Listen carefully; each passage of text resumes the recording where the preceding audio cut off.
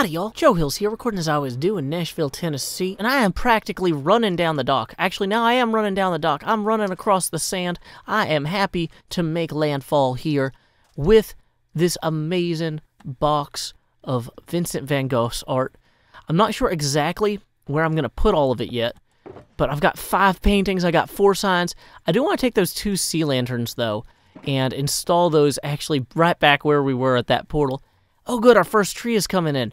I planted a few trees along the periphery here, because I'm kind of hoping that if the trees are tall enough, they'll break up the outline of the wall and the building some, like we discussed in our last episode, doing with banners, and of course that tree is too short. So maybe we'll hack it down and try over. You know, that just seems to make sense to me. If at first you don't succeed, tree again. So we will sapling this land aggressively as we must, of course. Come on, leaves, you gotta give me something, man. You gotta give me something. You don't. Here's the thing, guys. The world doesn't actually owe you anything. And even if you go out there and keep trying, there's a chance that you randomly will not succeed. But sometimes you do. Boom, there we go. So we're gonna get our new sapling in place. We'll let that grow while we take this sea lantern out here to our... I still don't have a good word for our what we call this little secret room where our portal is stored. I guess we could call this our portal pod. It sounds like Squirtle Squad, which I appreciate. Welcome to the portal pod. So we'll just go ahead and take these 2 delicious sea lanterns here. Now no mobs can spawn. Excellent. Great. That seems pretty good to me. Uh-oh, better get to bed. Time skip. As excited as I am about everything I found in that box, what I'm also excited about is what I didn't have to put in. These 33 carboniferous rocks, look at this. I've got 33 diamonds left, which allows me to make a beeline for that Menden chest. These books are 2 diamonds each. That'll let me both fix my shovel here, which is pretty efficient, but also, despite the Unbreaking 3, it's breaking a lot. I want Mended on it. And boom. That is perfect now. I'm kind of worried. I know if you combine books, they use more enchants to apply. So I'm going to just kind of apply these in order of importance. Also, we need to rename this. Even though we're the Ryder Cup 2019 champions, I think this also needs to be named something like Mjolnir's Hammer's Hammer. There we go. People will get it. They're smart. They're not smart. It'll be funny.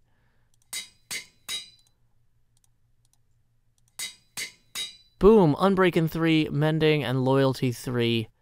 That is one well-prepared hammer. I will never need to carry this bow and arrow again. You can go in there, bow and arrow. Actually, I'm not sure that that's a good place to put that. Oh, good, it doesn't actually shoot anybody.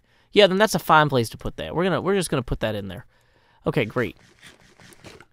I think we are ready to be on our way then. Time. Now that we've got our roof and walls and windows in, it's time to shift our focus to interior design. This picture really pulls the whole room together. But this room isn't really done yet. Additionally, like this one, it hangs great in the hall. Vincent van Gogh would be thrilled to see his work so prominently displayed. And you know what? I took 3 more pieces, the 3 smaller ones, hung them up in the dining room here, which I've started work on. It's described as a trestle table with 2 benches. I feel like this is a good way to express that. But as I'm looking at this table, I was thinking, like, what if I got some item frames to put, like, stew or something down here? Well, where do I buy item frames? I think we might need to go to the mall. And then while I'm thinking about it, you know, there's other walls here where we could display, like, less good art. Obviously, we're going to display the best art in some of the best rooms. You know, the hallway here, in the, you know, dining hall where everybody congregates.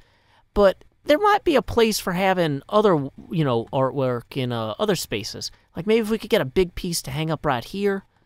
I don't know, I'm just kind of spitballing. But there's a lot of opportunities for people to meditate on artwork. Or maybe even in this space when people enter. I don't know. So what I'm thinking is, oh, hey, great, these 4 trees came in. Let's see if they actually do punch up the wall the way I was hoping. I'm hoping. There we go. Yeah, that change in elevation, or like the green there, really gives you a sense of distance between the wall and the grounds, or, you know, a sense of size of the grounds between the two walls, the places wall and the tree. Now, I think we might actually want to get taller trees for over here, and I think that those two are supposed to be a different kind of tree that are actually dead now. So we might end up having to hand sculpt some larger trees in this space. But in the meantime, why don't we head over to the mall and see if we can buy some more artwork and pick up some leather. Time skip. Welcome back to the Starcourt Mall, where nothing terrible ever happens or befalls any of us. It's a wonderful place, as long as people keep fireworks out of my face. But look at this. This is a cow. How now, brown cow? I ask, leveringly. Oh, wait, no, it was just a door. Look, what's... Oh, that's a uvula, or a tongue. Or, okay, that's super weird. Or is that the cow's brain? My hat is off to whoever made this shop. Does it actually say who made the shop? Leather shop now open. Either way, hat off. Good job. I'm guessing this is a false symmetry venture. So we're going to go ahead and there's no prices. Oh, wait, yeah, there are 3 diamonds per stack on that. So we're going to go ahead and take 1 stack of leather here. And that is a good start. That'll give us 64 item frames to play with. Now, in theory, we can also play with armor stands a little bit. Now, this shop here, unfortunately, doesn't have any prices on any of its chests. So I'm assuming this is following the standard 1 diamond per stack rule. Because, like, these could have been stacked in 32s, but they were stacked in 16s. The only reason to stack something like that in an atypical pattern, right, is because it's 1 diamond per stack. So we're going to go ahead and put 1 diamond there. Let's go ahead and take 32, so 1 diamond there. Now, I've named these at Joe Hills, so that way, if anybody does have a complaint with my purchase, they can just come back here and say, hey, Joe Hills, no, bad, wrong. Go ahead and return those items or pay us more. And I'm fine with either. That's fine with me. Okay, so look at that. We have spent a few diamonds, but we've got all that we need now to make some progress on our kitchen and our dining room. We can put some mushroom stew on some plates, hopefully. Well, look at that. Those vines are starting to come in nicely. This tree over here grew. We've got some better separation between those 2 walls. It is indeed true. As well as I've been planting some more dirt along here in order to extend this shore outward, which, you know, I figure if I do a little bit of that every episode, that's going to make a reasonable difference in the long term. You know, just kind of keep extending this and give the whole place a little bit more of a holiday feel. Of course, I can't actually jump up to there from here. Dang it. One thing I was thinking, though, was I should review the book, because I've been making I've been doing a lot of work from my notes, but my notes might not be entirely complete or correct. Maybe there's something I'm missing, and I should go back and look at the book. Well, for one thing, I missed that this was published in volume 106 of Dungeon Magazine, not Dragon Magazine. Ooh, I will say, though, that extending the shore out here really does look better from up here. I bet it looks better from these walls, too. You know, speaking of these walls, another thing I realized is apparently this whole part right here, this ramparts, yeah, the reason that this ended up looking weird is I did all of that wrong. That's actually supposed to be primarily outdoors. Like the building... Whoops, did not mean to break all the stairs. Good job, Joe Hills. Worst job, Joe Hills. Even worse job. Who's the guy who can't place stairs? That's Joe... Okay, so, while I'm enjoying my incompetence, what I wanted to point out, though, was I realized that this entire hallway here is actually supposed to be an exposed outdoor battlement. So, that was wrong. I need to completely change how this roof here works in light of that, as well as knock down some of these walls here. Like this should be open. Should just be able to see out, right? Boom, terrifying. Now we're going to have to re-add some crenellations along the battlements to give archers a place to shoot from. Also, that makes clearing this part of the wall out even more vital. Oh no, though, we are about to run out of bedtimes. If we want to get here before the mobs spawn, we are going to jump in the bed. Okay, and then we're going to have to repair that. All this is, we got a lot of repairs that need to be done. It's pretty clear. But, by fixing that battlements, that's going to give us an opportunity to repair our roof some, get that more aligned. I will say planting these trees, though, to match the book really did help some. Let's see. I mean, so, you know, on the whole, though, I got most things right based on my notes. But, you know, it's more helpful sometimes maybe to review the source material more often than not. But yeah, so this part should be indoors, whereas this part here should not be. It's pretty simple. Now, we are going to have to add a kind of a fifth peak to our roof based on the way that this particular room here protrudes. I completely misread that. I misread a lot of things about this. I think the problem was when I was initially making my notes on graph paper, I was like half asleep in an airplane. I was like, I'm too awake to sleep on this airplane. I'm going to make graph paper notes of a Dungeons & Dragons book in my graph paper notebook, which seems like a very reasonable, grumpy, tired person thing to do. But you got to check your work, guys. You got to check your work. So that's what we're going to do now. We're going to check our work. We're going to fix this. We're going to crenellate these battlements. You know, for those of you guys who don't know, this is what crenellation looks like. Boom. That looks better already, you know? And we're going to have to do the same, like, all through here. We're going to fix a bunch of random things about this wall. Lot of little things, a lot of room for improvement before we continue our interior design. I guess before I start my interior design tirade, I need to ensure that the interior and exterior are separated properly. Oh, I thought I was done with this phase, but that's what we get for checking our work, I guess. If you cast your attention out to the sea, it is pretty evident that sometimes I like procrastinating. Sometimes I look at a problem like, hey Joe, you gotta rip up this entire roof. And I say, I don't want to rip up this entire roof. I'm going to go ahead and put 2 chests full of sand out in the island's outskirts here. And I'm going to fill in this whole area. I'm going to have multiple tiers of descending sand. And then I'll feel better about the fact that I've got to redo this whole roof, you know? And then you know what I do? I come back and I redo the whole roof too. Because what's the point of procrastinating? Or procrastinating if you can't pronounce it? Or if you can't also get other things done. So I've got this entire roof fixed now. We've got our crenellated outdoor segment here. We've got this part going. I didn't say I finished the wall. Something's got to give. That wall will get done eventually. But core concept, we should probably actually fill that in so mobs don't spawn. I don't need spiders or creepers spawning on my wall. Hey, we got the wall done too now. And the vines grew and filled in this whole back corner. Yeah, look at that. Okay, you see how my face hit like a giant stone thing here? That's not supposed to happen. I have re-beacon-stanchiated this beacon over here so that we can insta-mine our way through this chunk of stone here. There is indeed supposed to be a large tower of stone. Is there a pool under here? Have you guys been swimming without me this whole time? Oh, good, nobody's swimming. I was going to feel real left out. I was going to feel real left out if this was full of creepers. But anyway, there is indeed supposed to be a pretty tall tower, according to the map, about, let's say, here. About here. Oh, wait, no, it's not. No, sorry. I'm completely not looking at the map very well at all. Sorry, the real tall tower is supposed to be about here? Yeah. But everything kind of this way of that tower is supposed to be like a tide pool. And I don't know if you've noticed, kids, I know tide pools look delicious. They are not food. Do not eat tide pools. Okay, anyway, so, but even so, in some adventures, tide pools have a place. So we need to quickly mine out all of this stone to make a home for the tide pool, which is for external use only.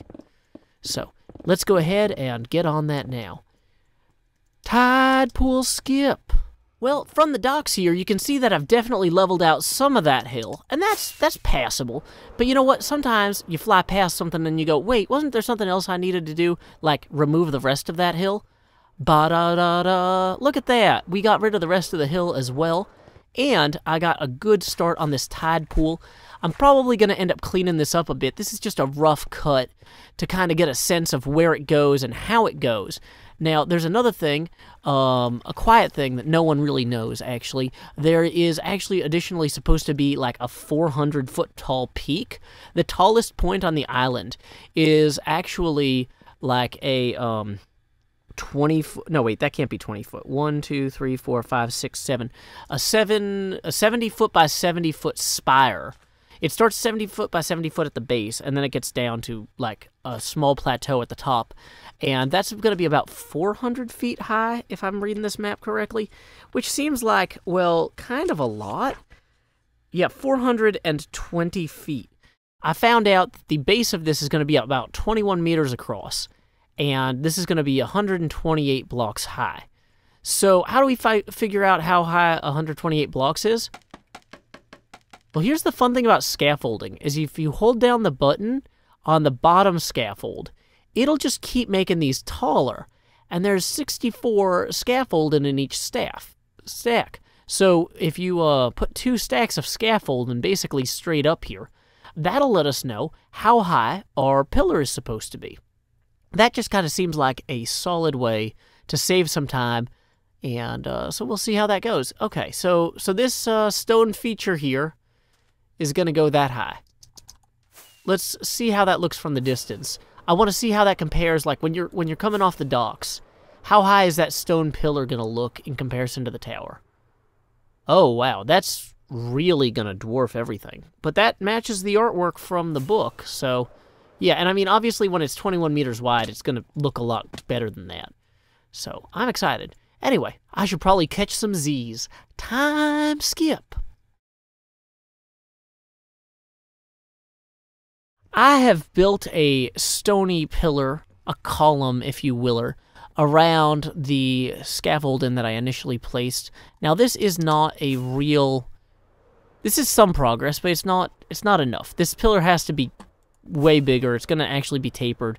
Right now, I'm just kind of getting the central point in, and then I'm going to start doing like other shorter bits around it. One thing I'm realizing, though, is that this hill here is supposed to be 300 feet tall, which we are nowhere near. In meters, 300 feet is 91 meters.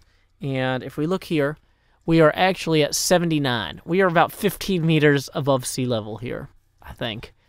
So this hill needs to be way higher and stretch further out into the sea there in order to make this pillar look less ludicrous. The hill over here is actually maybe I'm going to make it a little bit taller and stretch it out a little further into the sea as well.